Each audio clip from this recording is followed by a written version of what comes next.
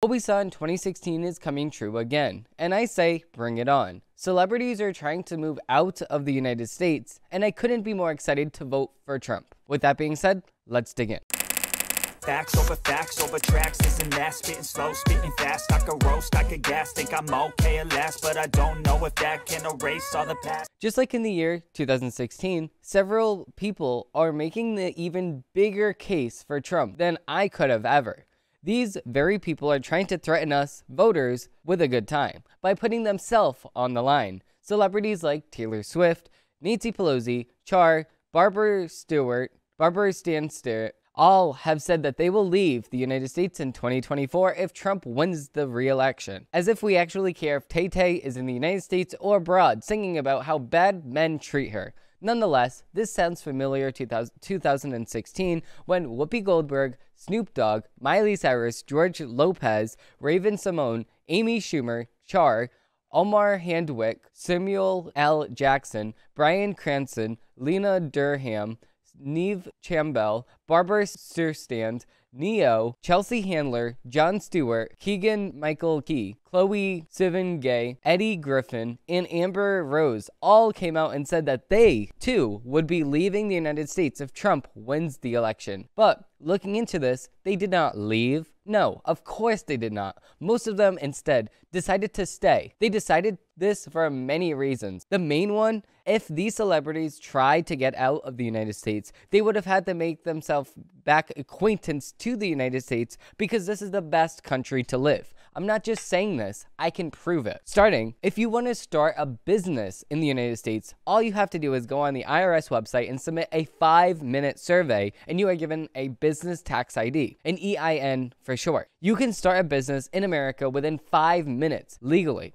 Of course, the more in-depth you get, the more time it actually takes, and the basics of the business are all that matters in this circumstance. You can set up a business in about 5 minutes. Try doing this in another country. I'm not going to just sit here and say, try doing this in another country. No, I actually did. I tried to request a business number in Canada, or what they call a BN, and the survey you have to go through is a lot, and I mean a lot more tedious than Americans ever did. That is not it. The freedom to either vaccinate or unvaccinate without being arrested, also the amount that the government helps its people, is really the only comparable metric in this research. But other than that, most countries like Canada don't even come close to having anything along the same lines as America. Nonetheless, you wouldn't think that a person who wants to quote-unquote save democracy would ever be actively trying to threaten the whole idea of voting and casting your vote based on facts and who you think will serve the country best. What these celebrities don't do is think. They don't use their brain on top of that. Their idea of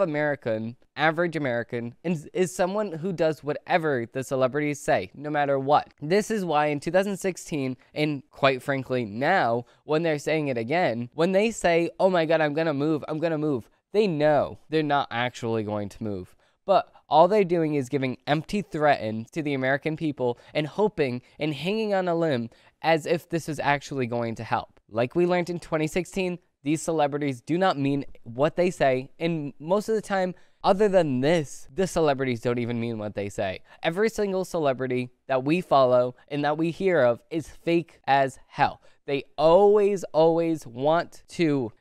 All these celebrities are fake as heck. They do not have the real conception of actually being a real person. They don't know what a real person is, and they don't know what the ideas that they have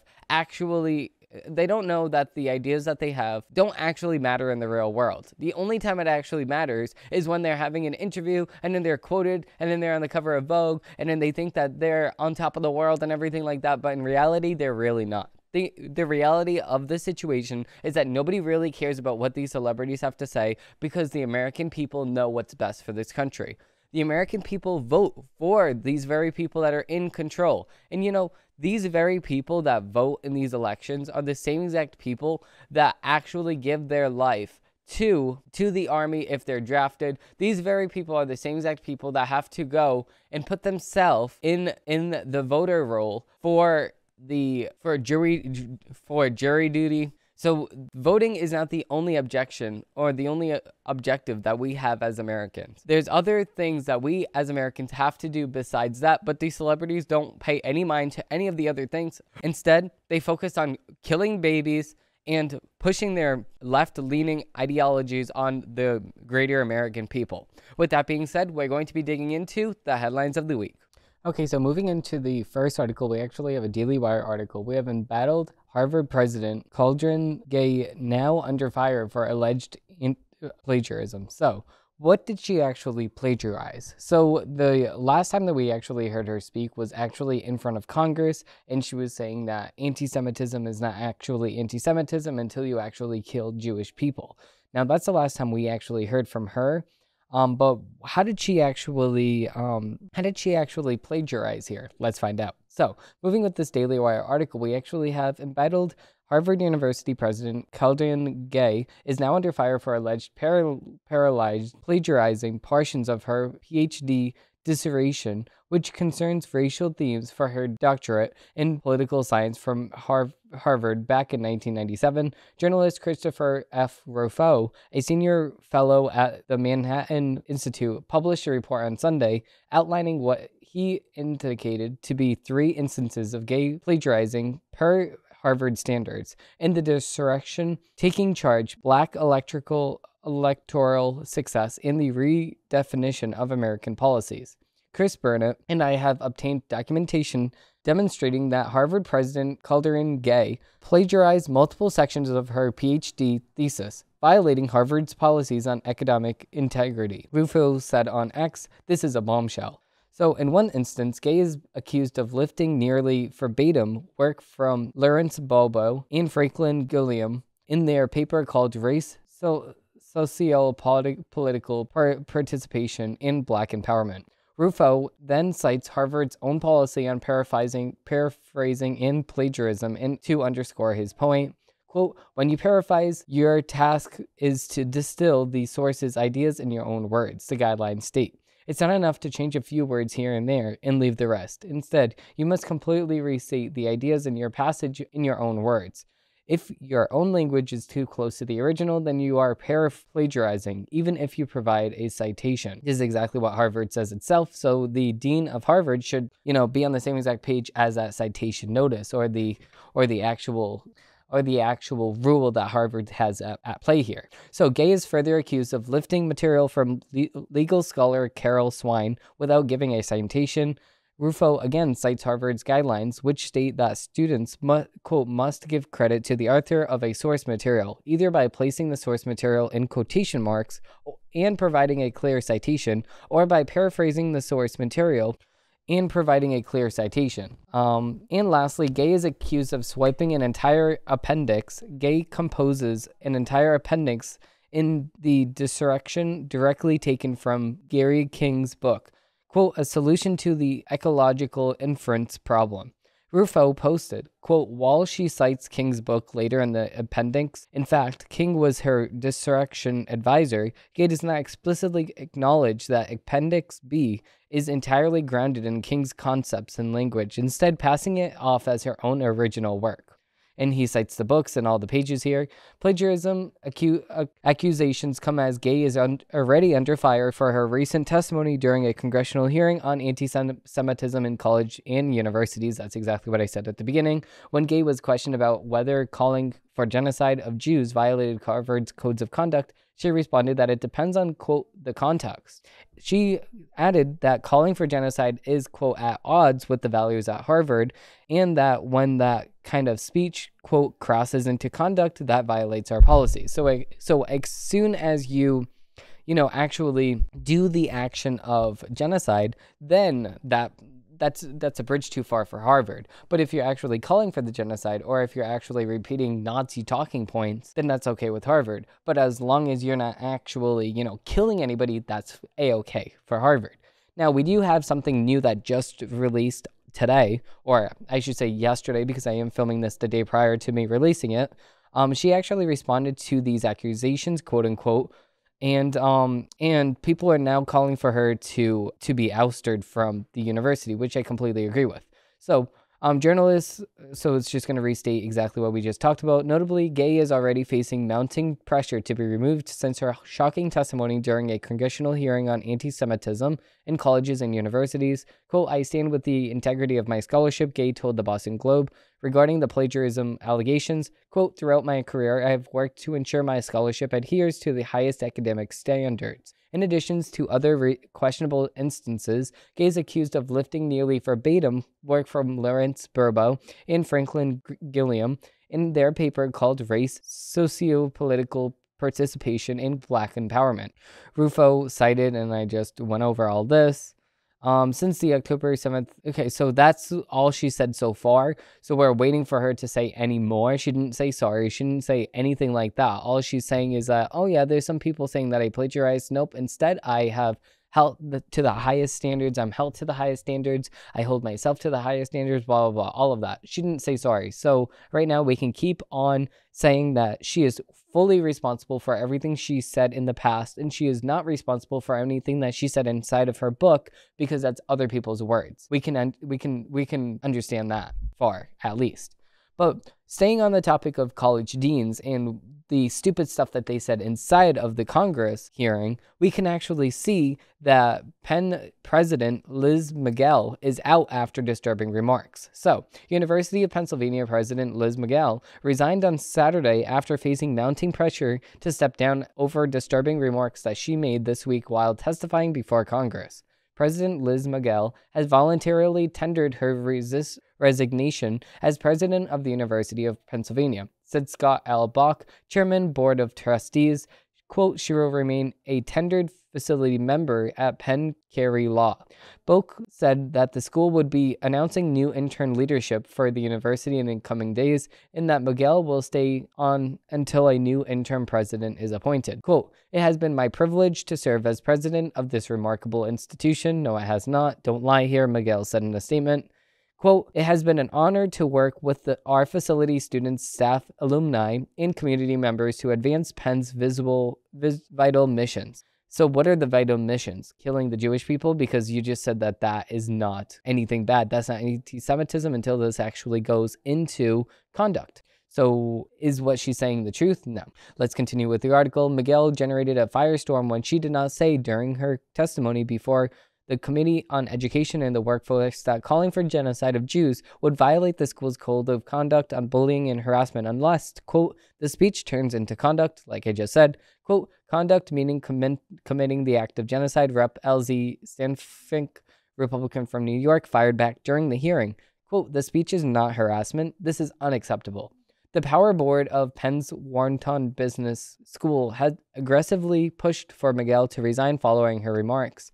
The Wharton Board of Advisors has been and remains deeply concerned about the dangerous and toxic culture on our campus that has been led by a select group of students in the facility and has been permitted by university leadership. The board later said in a statement to Miguel, as confirmed in your congressional testimony yesterday, the leadership of the university does not share the values of our board, nor does it appear to understand the urgency to address the safety of our students on campus and the ongoing reputational damage to the university by the university's policies and actions. Quote, as a result, the university's leadership's stated beliefs in collective failure to act, our board respectfully suggests to you and the board of trustees that the university requires a new leadership with immediate effect. The letter later added. So yeah, and I completely agree. She should step down because she completely embarrassed herself. She said the quiet part out loud, in which you're never supposed to say the quiet part, in which you are calling for the destruction of an Israel Jewish state.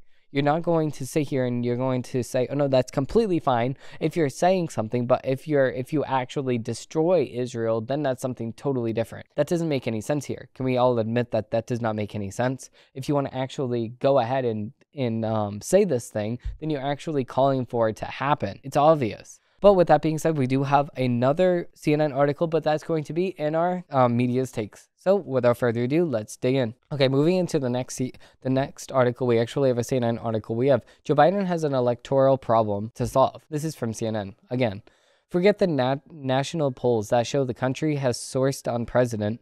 Forget the national polls that show that the country has soured on President Joe Biden and consider the Electoral College with less than 11 months until Election Day 2024.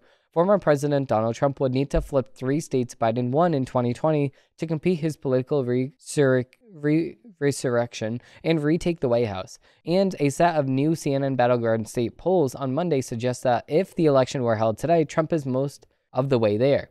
Biden, like Hillary Clinton, got millions more votes nationwide than Trump, but Biden secured the White House in 2020 thanks to the thinnest margins in a few key states Clinton lost in 2016. Georgia plus Michigan plus one more, equals a Trump win. While national polling suggests that the country doesn't much approve of either Biden or Trump, it is battleground state polls like the ones in CNN released on Monday from Michigan and Georgia that should raise serious questions about Biden's ability to make the Electoral College math work. Now, how about we just pause right here and ask ourselves, why is CNN actually running this article? Is it because of the fact that they want you to sit here and feel bad for Joe Biden? No, it's not. It's because of the fact that they want you to sit here and they want you to get the idea inside of your brain that it's not going to be Joe Biden to be the nominee in 2024. They want to get the idea inside of your head so you can actually start thinking and saying out loud what you actually think about this possibility. And they want to ask the Democrats broadly, what they think about a new candidate instead of Joe Biden. So if the Democrats are turning on Joe Biden and they're souring, like CNN is admitting in some polls, they want to know who the American people would want instead of Joe Biden. So they can go to the Democratic Party and they can say, okay, well, the people told us that they want this and that and this. So this actually makes a little bit more sense now when we are looking at this in a 360-degree angle. But what CNN would like to say is, oh, well, Trump is a failure because of this and that. No, actually, Trump is very close to the election. And CNN admits that if the election were held today, Trump has a greater chance of becoming president than Joe Biden. So that's actually a really good thing for Trump, especially after what happened in 2020. I do not agree with what happened in 2020 with him saying that, oh, no, the election was totally fake and stuff like that. Listen, I believed it at the moment. But now when we go down to the nitty gritty and we say, listen, all of these people that we have in the seats of the Supreme Court that Trump nominated, those are the same exact people that heard the case. All of the other cases got pushed down the list for Trump's case of the election fraud to be number one. And then the Supreme Court looks at the case that Trump put in front of them, and then it's all hearsay. And then if it's not hearsay, then the court says, no, you know what? We're looking at your evidence, and your evidence is not enough. So if we're going to sit here and play the game of, why didn't it go to the Supreme Court? It did go to the Supreme Court. But Trump's nominees for the Supreme Court looked at this and said, nope, it's not enough. So what are we going to say? Those judges, the ones that Trump put in, are also bad? No, I don't think so. I don't think that we're going to say that. So I don't know. I just don't think that Trump should do that again. I don't think that it should have happened in 2020, but I don't think that it should happen again. And I'm giving Trump another chance because of the fact that I know how good the economy was under Trump. I know how good the world was under Trump. There was 4 years, 0 wars. 4 years, 0 wars. Now we have 3 years and a war every single year under Joe Biden. So we can see that the economy, the world, and the America, moreover, was better under Trump. So why would we have anybody else but Trump? I don't know. You answer me that, because I already don't know the answer to that. That's why I would say at this point in the polls, I would say that Trump has the best chance of winning the election besides any other Republican candidate or Democratic candidate. So that right there. And I invite other people to run as the independents because that takes votes away from Joe Biden. I invite Kennedy to run as an independent because that takes votes away from Biden. I invite Joe Manchin to run as an independent. That takes votes away from Trump. That takes votes away from Joe Biden. Not one person that was going to vote for Trump is going to be voting for Manchin, vice versa. So that doesn't take anything away, just like Kennedy. That's not taking anything away from Trump because if you're going to vote for Trump, you're going to vote for Trump. If you want McDonald's, you're not going to get Chipotle. It's totally different things. You're not going to sit here and you're going to say, oh, I'm in the mood for something. Okay, then you're going to go and get that one thing. You're not going to go get something totally different or the rip-off version of that very thing when you know for a fact that this very thing is going to be the best thing possibly for you. That's what I'm not understanding here. So, continuing with the article, assuming Trump secures the Republican nomination, a pretty good assumption at this moment, if he can flip Georgia and Michigan and their 31 combined electoral college votes, he will need to just flip one more battleground state that Biden won in 2020. These include Arizona and its 11 electoral college votes, Pennsylvania with the 19, or Wisconsin with 10. A lot can change in a year, and I completely agree with that. That's not to say that Trump is a shoe-in. It will be a busy stretch of campaigning and criminal trials over the next year. Trump faces federal and state charges for election subversion, charges of mishandling classified materials, and charges in New York related to hush money payments made on his behalf to the adult film, blah, blah, blah, blah, blah. You can say whatever you want about all of the Trump cases. It's not changing the polls. It's already built into the cake. It's already in the cake. So if you're sitting here saying, all of these trials are going to make Trump lose, no, it's not.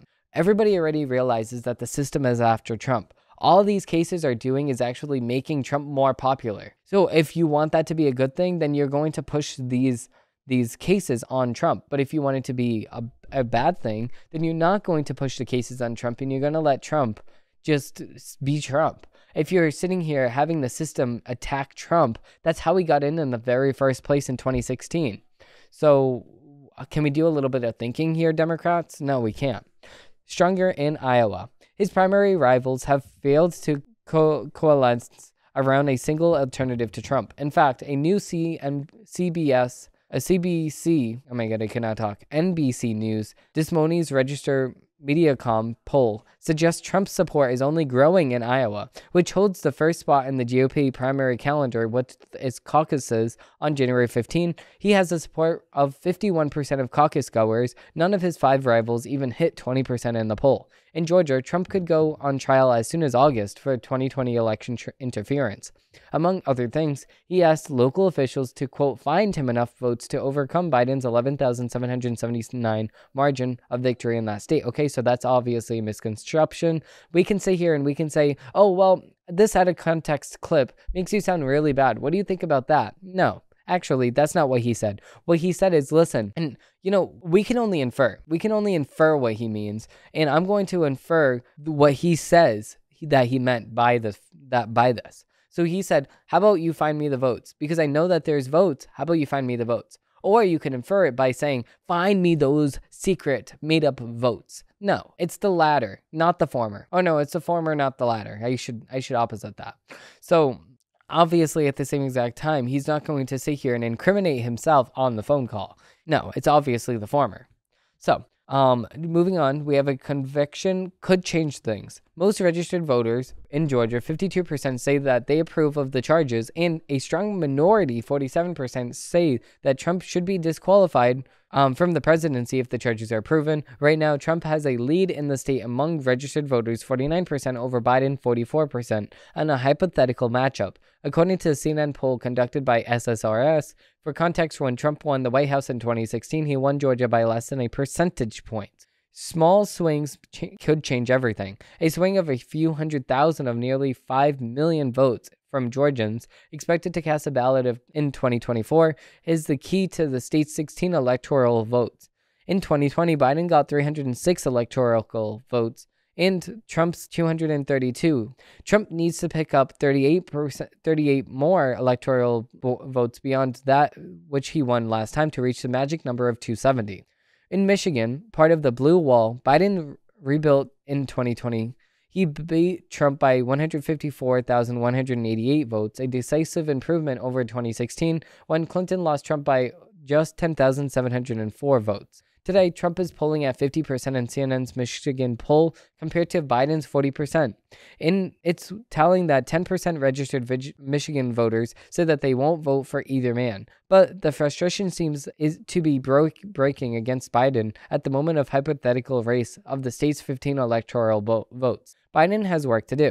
Michigan represents a blue wall Biden rebuilt in 2020 along with narrow victories in Pennsylvania and Wisconsin. Georgia is part of a diversifying Sun Belt that Democrats have long seen as their future. Biden won there in 2020 with the support of 88% of the black voters, a key consistency in Georgia, according to CNN's exit polls. In the Georgia poll released on Monday, Biden got 71% of black voters versus 24% for Trump. Not an exact comparison since those figures are among all registered voters. Not necessarily who will turn out to vote in 2024, but it will certainly suggest Biden has work to do to maintain Democrats' diverse coalition. Quote, votes don't count, polls don't count, but voters do, said Biden campaign spokesperson Kevin Monroe, who added, quote, our campaign is hard at work at reaching and mobilizing our defense, winning coalition of voters 1 year out from the choice between our winning popular agenda and MAGA Republicans' unpopular extremism. That's not actually true, because if we go back to the founding fathers, if we go back to every single thing in history, we can see that the quote-unquote MAGA Republicans, how a man and a woman can have a marriage, but a man and a man, or a female and a female, or a goat and a Billy Bob Jr., I guess, can make a marriage. No. The whole former, a man plus a woman or a woman plus a man, this is marriage. This is a very popular opinion that was held by all of society except for the last 5 seconds of history. That's when we changed things. So in 2008, we actually changed things. 2008, we actually changed things. And then right before Trump was elected in 2016, that's when everything was changed here. The 8 years that Obama was president and left presidency, that's when everything was changed. Obama changed gay marriage. But if you look at Joe Biden, before he actually won the vice presidency with Obama, Biden actually said that gay marriage is between a man and a woman. So why are we changing everything now? It's because of the fact that within the last 10 years, we actually said, wait a second, why can't these people be happy? Why can't these people be happy? But happiness is not the key to success and flourishing in success, in the longevity of the whole entire world and the society. Moreover, the society needs men and women to repopulate, or else we're not going to have a population. So if man and a man, they can't have a baby. Female and a female, they can't have a baby. A Billy Goat and Billy Bob Jr. can't have a baby. So these aren't marriages. Only the former is a marriage. Obviously, because a marriage is between a man and a woman to come together with love and to have a baby. And their love is so great that it actually created a baby. That's what marriage is. So other than that, it's not marriage, guys. It's not marriage. But obviously, within the last 5 seconds, we would like to, completely redefine what it actually means to be married to somebody. And we're going to act all mad when it actually gets changed back to the original formation. And then we're going to call that an extremist ideology. That's not an extremist ideology. That's actually what we held in society for the last, millennium. Even before millennium, the beginning of time, we held that as the fundamental bedrock of society. But of course, the Democrats like to change things. But with that being said, we do have another article from MSNBC. We have Monday granted expedited review of the special counsel Jack Smith's request for justices to immediately review Donald Trump's presidential immunity and double jeopardy claims in his federal election interference case in Washington. To be clear, the court hasn't decided whether it's taking the case yet. Rather, Monday's order signals the court agreeing to decide on an expedited basis whether to take the case. Trump must file a response to Smith's petition by 4 p.m. ET on December 20, the court ordered. Special counsel Jack Smith is on a full court press at the trial, appellate and Supreme Court levels to try and keep Donald Trump's case on track for a March trial in Washington, or at least try and keep any delay to a minimum. There's multiple moving parts to this litigation. So here's the state of play in the federal election interference case. As a reminder, this latest litigation stems from Trump's appeal of its immunity and double jeopardy claims that United States District Judge Tana Chutkan rejected earlier this month is now pending at the United States Court of Appeals of the District of Columbia Circuit.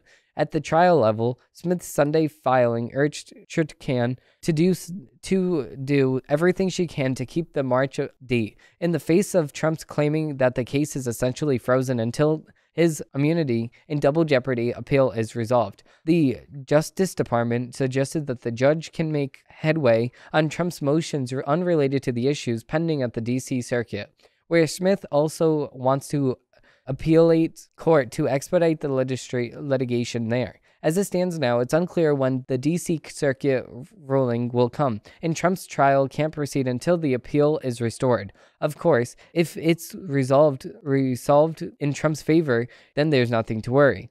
His arguments aren't strong. Though his arguments aren't strong, so the bigger question seems to be when the Justice Department decides his claims, not now. Not how. On that note, apparently not content to wait on the DC Circuit, Smith has now also asked the United States Supreme Court to step in on an expedited basis, invoking a mechanism that calls on the justices to decide an appeal before it's been settled in the lower courts. Quote, it is imperative public importance in the respondent's claims of immunity has resolved by this court in that the respondent's trial proceed as promptly as possible if his claim of immunity is rejected, Smith said in a petition filed Monday to the justices, with Trump being the respondent preferred. Notably, the lead lawyer on the petition is Michael Deben, a legendary criminal law expert in Supreme Court appeals who previously served as Deputy United States Solicitor General and counselor to Special Counsel Robert Mueller's investigation of Russia interference in the 2016 election. If the appeal was left to proceed in the normal course, when it's possible the justices wouldn't need to get involved. For example, the DC Circuit Court rule against Trump, and then the Supreme Court. If the appeal were left to proceed in the normal course, then it's possible the justices wouldn't need to get involved. For example, the DC Circuit Court could rule against Trump, and then the Supreme Court could simply deny review, leaving the ruling against Trump in place, which would let the trial against him proceed.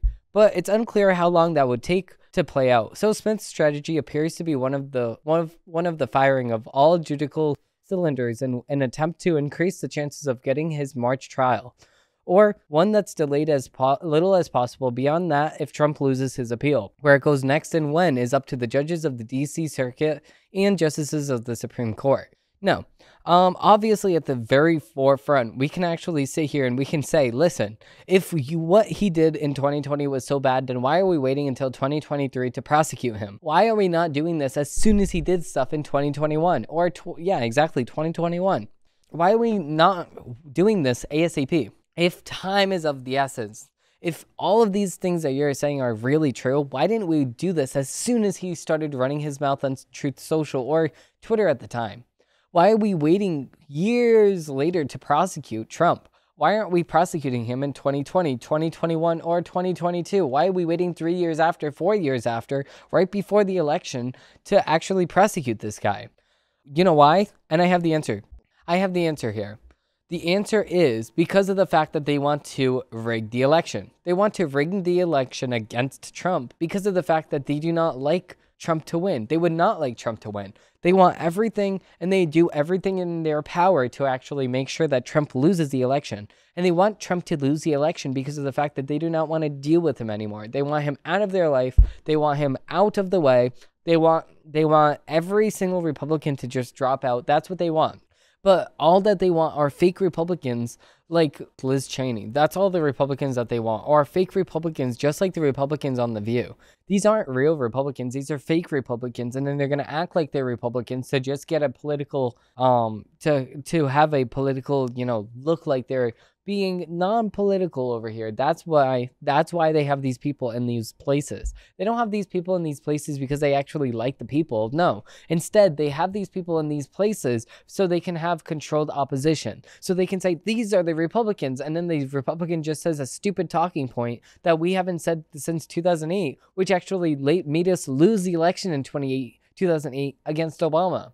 So if we do not give our best answers, instead of just saying, oh, I just think that the government should just stay out of our personal lives. No, that's not conservative. The government needs to stay into our personal lives for the flourishing of our lives. But if the government does not go into our lives and say, no, you cannot have this kind of drug. This drug is going to mess your life up. If the government does not go in and say, no, meth, fentanyl, cocaine, you cannot have this in your life. This will mess up your life forever. Heroin, Oxycontin, no, this is not allowed in your daily life because this will mess up your life. No, you cannot have sex with your dog. This will mess up your personal life. No, you cannot sit at your home and have things given to you for free as you watch porn and have fun with yourself in the dark room of your house. No, you cannot do that, because that's not what is flourishing for a polite society. That's not flourishing for a society that is grounded in God, religion, and everything good. That's not the kind of government that we're going to have, sitting back just allowing the people to do whatever they want. No, that's not conservative values. Conservative values is using your political power to actually push what is good, and what is good is actually what is flourishing for society. And what's flourishing for society, you may ask? What's flourishing for society is outlined in the Bible. God knows what we should do and what we shouldn't do. That's why we should be outlined and we should be guided by God. That's why the when the founding fathers created our Constitution, it said the right to assemble against the government and the right to practice religion. And then it said that there is a separation between church and state. Now, a lot of people like to say, oh, well, the separation between the church should be separated by the state. The state must not, the opposite. People say the opposite, but in reality, we're going to get there. In reality, it's actually the opposite of what people actually say. So people say, oh no, well, the government should not be controlled by the church. No, it should be. No, it shouldn't be. It is that the church should not be influenced or pushed down by the heavy hand of the government. No, it's the opposite. The church must push down the heavy hand of the government to make sure that the government is doing everything right in God's eyes, because that is what's right in a flourishing society. That's exactly how we know that we have a flourishing society, because of the fact that we are actually grounded in religion, grounded in God, and everything good.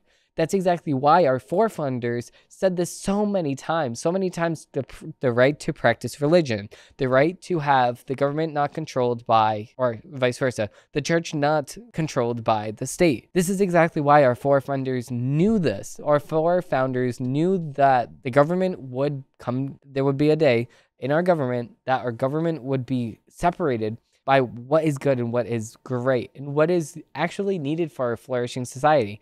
That's why they outlined all of these things, but instead, all of these people would like to say something completely different to make their point actually right. But your point is not right. Your point is dead wrong, and it is dead wrong on every single face that you can imagine. So, with that being said, we do have another Daily Wire article. We have illegal immigrant arrested in connection with murder of a 16-year-old Texas cheerleader. So, an illegal immigrant has been arrested in connection with the murder of a 16-year-old Texas high school cheerleader named Elizabeth Medina, whose slain body was discovered in a bathtub in her home by her mother this past week. Jacqueline Medina found her daughter, whom she described as, quote, loving, kind, and big-hearted, in their apartment on Tuesday after Elizabeth missed a Christmas parade with her cheer squad in Enda, Texas. Quote, there was no laced drugs. There's nothing like that. My daughter was just found in a way that no mother should ever find her child. Jacqueline said, quote, I lost it. She was my world, my everything, everywhere, everything I was for her. Quote, words can't explain what I felt at that moment finding my daughter in that matter that she was. She added, all I can say is that I hope with all of my heart that there is justice for my daughter. The circumstances of Elizabeth's death remain unclear, and currently no autopsy report has been made public. And that's just disgusting right here. I can't believe our government will still continue to allow illegal immigrants into this country, even though it's killing American citizens. Illegal immigrants are coming through our open borders that the Biden administration countlessly says that is closed, but it's actually not closed. It's actually wide open. That's how these illegal immigrants keep coming into our southern border and then killing American citizens. And then the illegal immigrant, instead of being pushed back to its country and our borders shut, make sure that he does not come. Instead of all of this, we just say, oh no, it's okay. We'll meet back in a few months. And then nothing ends up happening. What this illegal immigrant should get is the death penalty. We're not going to just send you back to Mexico and say, nope, it's okay. You killed somebody, but that's okay. You're just going to go back to Mexico. No, you need the death penalty. If an American did this, you will get the death penalty. So it's only fair for illegal immigrants to at least get what American citizens would get, not the easy way out. So, continuing with the article, the Enda Police Department on Sunday confirmed that she, an quote undocumented male named Gava Romano, has been arrested in connection to the murder. The department described Romano as quote the person responsible for the death of Elizabeth Medina. Edna Police Department and Texas Rangers immediately traveled to Skreenburg, where Romano was placed under arrest for capital murder and transported to Jackson County Jail. The department's release said, although okay, I cannot pronounce names for anything, so don't. Just give me some patience here. Is appreciated. What we apprehended, we recognize Elizabeth's family and friends are grieving and still need support from the community. The citizens of Edna can now sleep in peace. So you can actually see this illegal immigrant right here. A fundraiser for Elizabeth created by her aunt, Anna Medina, says that the teen is, quote, loved and will be missed by the family. Quote, she was born and raised in Grant Island, New Hampshire, North New England, NE, and had only been living in Egna, Texas for a year. Anna posted, she was the only child to her mother, Jacqueline Medina. She also leaves behind two loving grandparents, Refigo Megna and Yesena Megna, Yayo and Yaya, whom she loved and considered them as parents. Quote, as a family, we are asking the community for help not to only get justice for my sweet Elizabeth, but any support that you can offer to my family at this time is also appreciated, the post added. We would also like to thank everyone in the Egna community that has been supporting us in this difficult time. And obviously I agree with this article, but the only thing that I wish the police department would actually do is say, no, you're going to be killed. The illegal immigrant, no, you're going to be killed. It's justice for what happened. Come on now. It's justice for what happened. But what is not justice for what happened is actually this article from the Daily Wire. Solar energy company accused of scamming elderly people was awarded $3 billion by the Biden admin. GOP leaders are now seeking answers. So, a solar company recently awarded $3 billion by the Biden administration has been accused of scamming elderly people. And the Republican leaders in the House and the Senate are now asking the Energy Department to provide more details about the deal. Sonova Energy Corporation, a residential and commercial solar energy company based in Houston, benefited from the single largest commitment ever made by the federal government to solar power when the Biden administration announced a loan guarantee with the energy company on September 28. Recent credible reports of predatory sales strategies, however, alarmed Rep. Kathy McMorris Rogers, Republican from Washington. The chair of the House Committee on Energy and Commerce, and Senator John Burisma, Republican from Wyoming, ranking member on the Senate Committee on Energy and Natural Resources. Quote, we are alarmed about the recent credible reports on that Sonova has racked up numerous customer complaints, including those alleging troubling sales practices, such as Nova pressuring elderly homeowners in poor health to sign long-term contracts costing tens of thousands of dollars. Barso and McMorris Rogers wrote in a letter sent earlier this week to Jagar Sahar, the director of Loan Programs Office, LPO, at the United States Department of Energy. Quote, these reports cite interviews with individuals who struggled to deal with the large contracts that their elderly parents signed shortly before passing away, as well as state consumer complaints alleging maintenance delays and predatory sales strategies, the letter stated.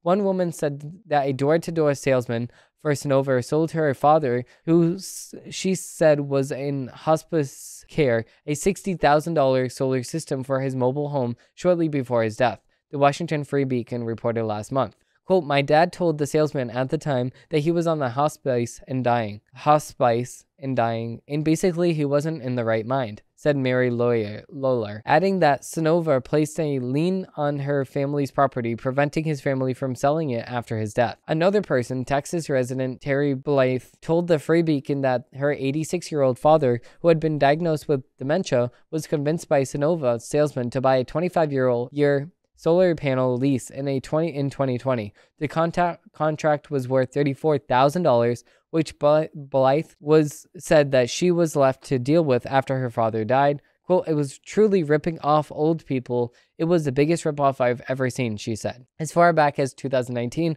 Puerto Rico Energy Bureau released a report on Sonova, which confirmed some of its customers' complaints, including misleading them about the cost of solar panel financing and contracts. Quote, "Residents in other parts of the country have also reported problems with Sonova systems, including deceptive sales practices." The Republican lawmaker's letter continues the allegations are particularly troubling, as LPO has stated that this program will focus on disadvantaged communities. President Joe Biden has been pushing the Democrats' leftist green energy agenda, seeking to address the climate crisis, and has emphasized expanding solar energy. Earlier this year, the Biden administration launched a $7 billion Solar for All grant competition proposed by Senator Bernie Sanders and created by the President's Inflation Reduction Act. McMorris, Rogers, and Bergeron are requesting the Energy Department to provide the documents and any information regarding the treatment of the concerns raised by the letter. The Energy Department has until December 21st to provide the lawmakers with information they are seeking.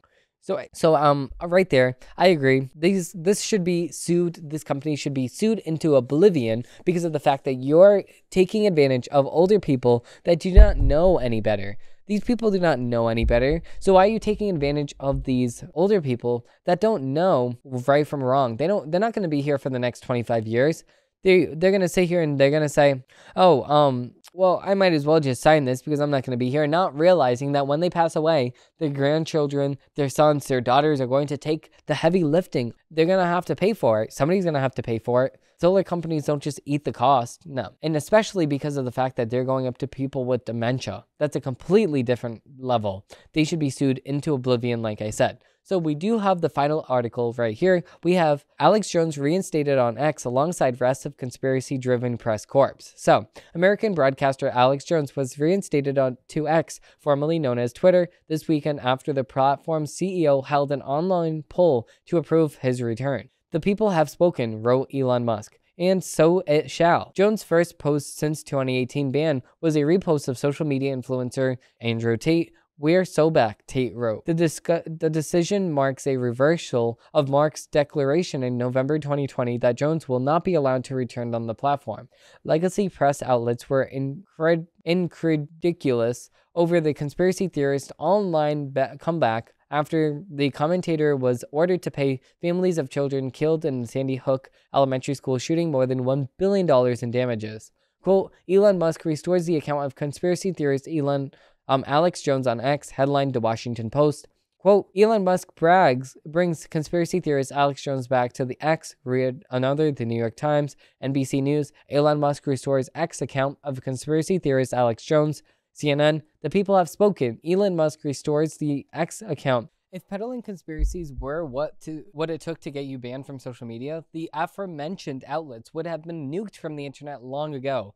But this is not the case. Despite routinely spreading lies, the Washington Post, the New York Times, NBC, and CNN operate with a massive institutional advantage. The legacy media is prompted up and protected by the government, academia, and Silicon Valley, and continues to lie with empathy. Did any of these outlets ever discover those Russian P tapes featuring former President Donald Trump? What about the smoking gun evidence to indict Republican president as a covert criminal agent? Any evidence to plausibly implicate Justice Brett Kavanaugh as a serial gang rapist? There is a reason American distrust in the corporate press is higher than ever. Jones wasn't deplatformed over sharing false information, though. Jones was removed from Twitter in 2018 merely because he yelled at CNN media reporter Oliver Darcy. Quote, "I was taken down not because we lie, but because we tell the truth, and because we were popular," Jones said on his own program following the altercation. Quote, "And then when we ran into Oliver Darcy, who is the secret police captain who admits he goes around and gets people like InfoWars taken off other platforms because we confronted that monster that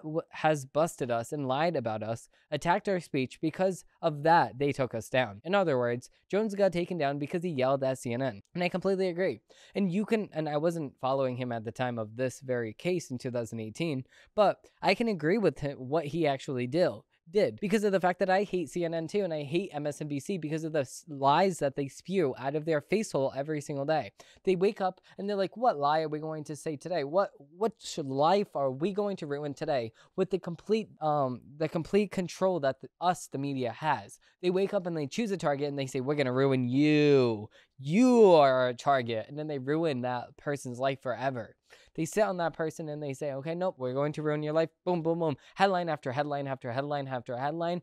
Google actually cooperates with the mainstream media and puts all of these search results for the mainstream media first. And on page 200, if you can even see page 200 on Google anymore, because Google used to have 200 page results and now they only have 5. If you can see page 200, that's when the truth is going to be. That's the page that the truth is going to be.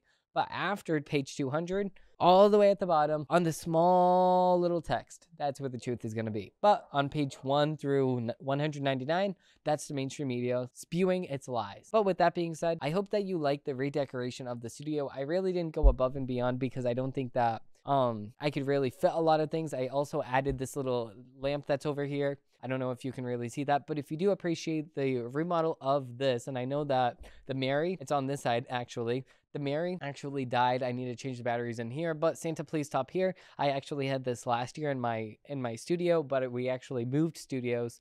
And now I'm in a completely different setup here. And I do hope that you like this studio because we will keep adding to this studio over time. If you do appreciate this episode and you do appreciate Orijo Studios and everything that the Orijo Studios, which is my company, actually produces, please invest in us, the company, by visiting shop.orijostudios.com. Purchase yourself some merch. Purchase yourself some Don't Trust What You See merch that we do have on the website. Or if you do like Trump, you can actually support Trump by showing your support for Trump by also supporting this company. And if you do not like Joe Biden, then you can actually go on the site and we do have Sleepy Joe Biden merch. We have his birthday candles like we talked about a few weeks ago, where he actually said on his birthday that he was turning 126 and they put 126 candles on the cake. They lit the White House on fire. We took a picture of that event, candid, and we actually put it on a shirt for you guys to wear. And if you do want to show your support for the right side of things, you can wear that shirt and you do get a lot of attention. By the way, you can use code Dimitri for 15% off your order. So with that being said, I hope that you liked this episode, and if you did, please like and subscribe down below because I do post new episodes of my show every single Monday, Wednesday, and Friday. Thank you all for watching, and I hope they have a great rest of your day. Bye.